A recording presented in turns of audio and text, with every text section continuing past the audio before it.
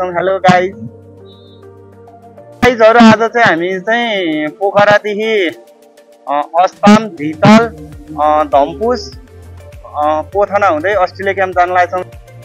ल हाम्रो यात्रा चाहिँ सुरु भयो है साथीहरु। हामी चाहिँ हेम्चाको मिलन चोकबाट अब जाँदै छौं। विभिन्न किसिमको हरियाली जंगलहरु हेर्दै बाटो एकदम शान्त सफा र एकदम क्लियर छ साथीहरु।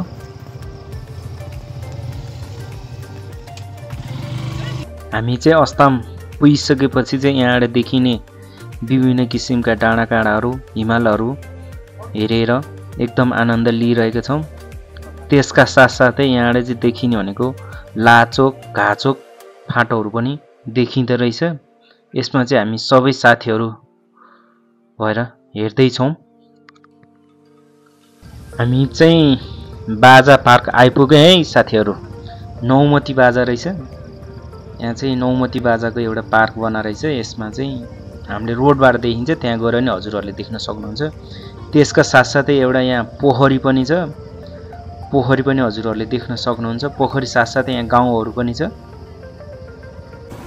पुनः हाम्रो यात्रा जारी नै छ है साथीहरू।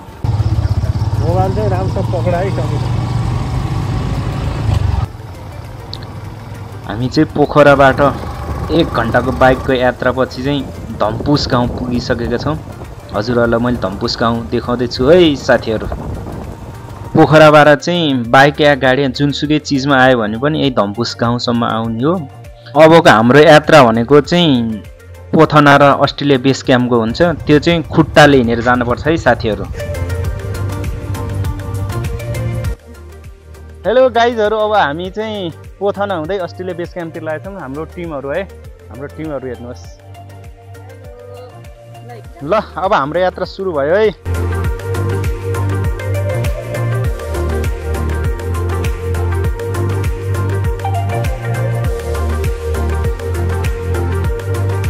तपाईँको यात्रा कतासम्म हो? पोथना हुँदै धम्पुस अस्ट्रेलियन क्याम्प। ल ठिक छ।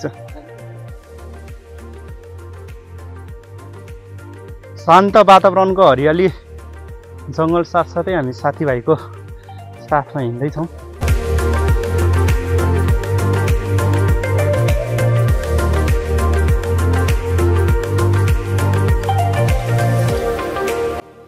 हामी पोखराबाट 2 घण्टाको यात्रा गरिसकेपछि चाहिँ हामी ब्रेकफास्ट खान लागेका छौं। हामीले ल्याएको खानेकुराहरू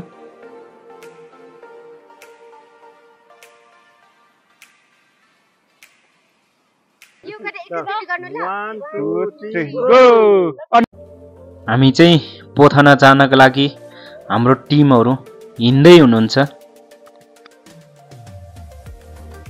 चाहिँ पोथना पुग्न लागिसकेका छौं। हाम्रो समिता सिस्टरले भिडियो खिच्दै हुनुहुन्छ। चेडी छ, चेडी चढ्दै हिँडिरा छौं। हेलो दाइहरु आउँदै हुनुहुन्छ। हामी चाहिँ आज छुट्टी मनाउन आछौं है।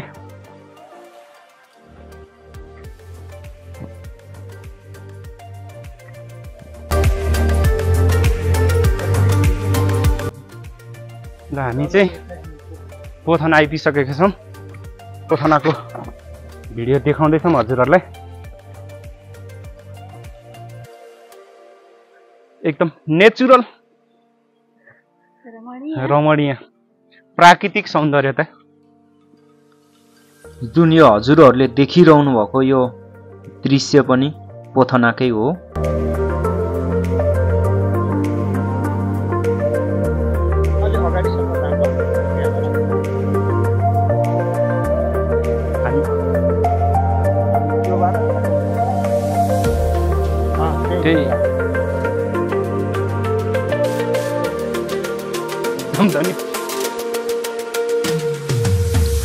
यो चाहिँ हामीले ल्याएको स्याउ हो। स्याउ पहाल्दै छौं हामी चाहिँ। अब हामी चाहिँ पोथना घुमेर अस्ट्रेलिया बेस क्याम्पतिर जाँदैछौँ। फर्किसकेका छौँ हाम्रो गाइजहरु।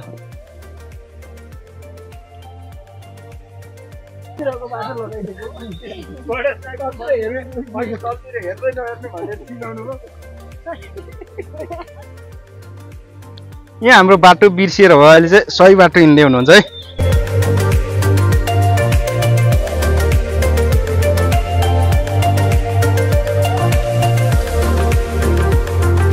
हामीले चाहिँ सबैले आफआफ्नो घरबाट आफआफ्नो तरिकाले खाना बनाएर ल्याउने भनेका थियौँ र ड्राई पिकनिक जस्तो पनि गर्ने भनेको हुनाले हामीले चाहिँ आज खाना लागेका छौँ है साथीहरू, हजुरहरूले देख्न सक्नुहुन्छ।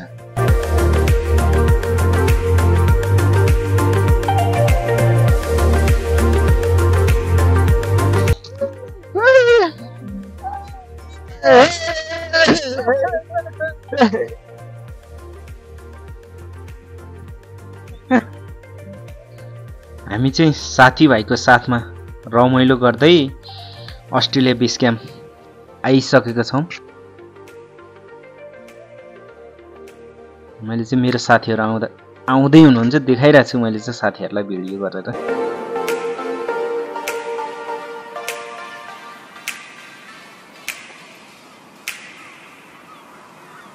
यहाँ चाहिँ हाम्रो साथीहरू प्लस आन्तरिक तथा बाह्य पर्यटकहरूलाई मैले हजुरहरूलाई देखाउन गइरहेको छु, हजुरहरूले देख्न सक्नुहुन्छ।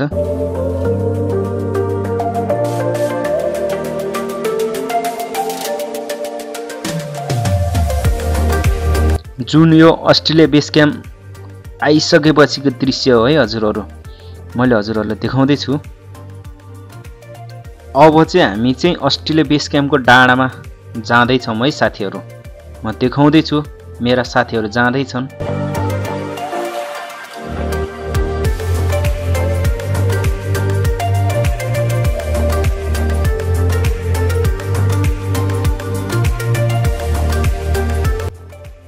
यो चाहिँ हामी अस्ट्रेलिया बेस क्याम्प आइसकेपछिको दृश्य हो। आज चाहिँ यो बादल लागेको हुनाले माछापुछ्री हिमाल देखिएको छैन, नत्र यहाँ हजुरहरू भिजिट गर्न आउनु भने चाहिँ यहाँ माछापुछ्री हिमाल देखिन्छ, यहाँ चाहिँ बादल देखिरहेको छ। हजुरहरू चाहिँ यो अस्ट्रेलिया बेस क्याम्पको डाँडामा बस्न इच्छा हुनेहरूको लागि चाहिँ प्याकेजको व्यवस्था छ, हजुरहरू आएर बस्न सक्नुहुन्छ।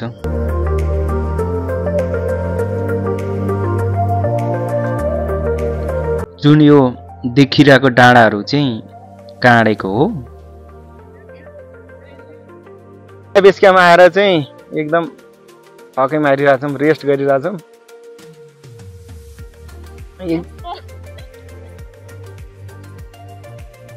हाम्रा साथीहरू एकदम चिल्याक्स पारामा बसेका छन् कि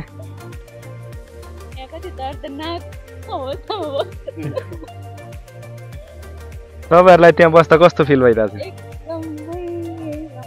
हामी अस्ट्रेलिया बेस क्याम्प घुमेर पुनः आफ्नो घरतिर अब लागिसक्यौँ। पनि अर्गानिकै रहेछ भनेर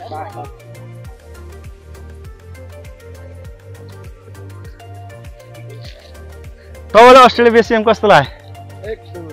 फेरि आउन मन लाग्दैन? रुपेशलाई? म त अब नयाँ ठाउँ जाने हो नि।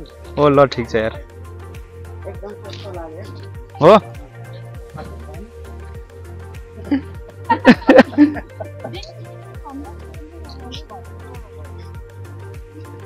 मेन भनेको साथीहरू आउँ जा भन्दा पनि मेन चाहिँ साथीहरू यात्रा रमाइलो भयो, एकदमै रमाइलो गऱ्यौँ। हो ल ठिक छ यार। हामी चाहिँ साथीभाइको साथमा हरियाली जङ्गलको साथसाथै स्वच्छ शान्त वातावरणमा हामी हिँड्दै पुनः आफ्नो घरतिर लाग्दैछौँ।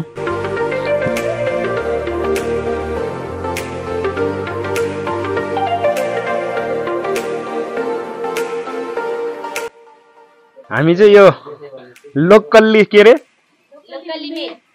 मेड टेबलमा यो चाहिँ हाम्रै गाउँघरमा पाइने ढुङ्गा माटोबाट बनेको छाप्रोमा हामी बस्दैछौँ साथीभाइहरू। अर्ग्यानिक छाप्रो। हाम्रो घुम्ने यात्रा सकिएपछि पुनः अब हामी पोखरा लाग्दैछौँ है साथीहरू। हजुरहरूको व्यस्तताका बावजुद पनि भिडियो हेरिदिनु भएकोमा सबैजनालाई धन्यवाद।